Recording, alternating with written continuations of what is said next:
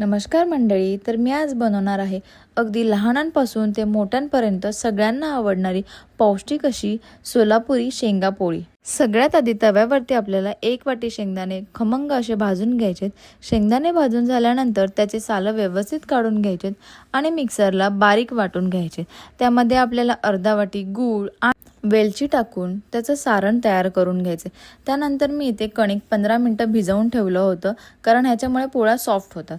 त्या पिठाचा एक गोळा घेऊन त्यामध्ये सारण भरून व्यवस्थित पॅक करून पीठ लावून व्यवस्थित गोल गोल लाटून घेतले। आणि हो, लाटताना ना ही पोळी दोन्ही बाजूने लाटायची, म्हणजे सारण व्यवस्थित पसरलं जातं।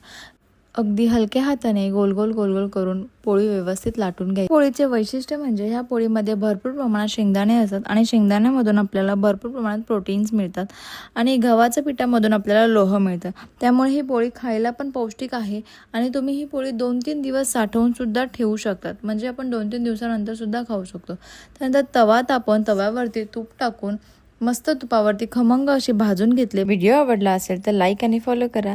Thank you for watching.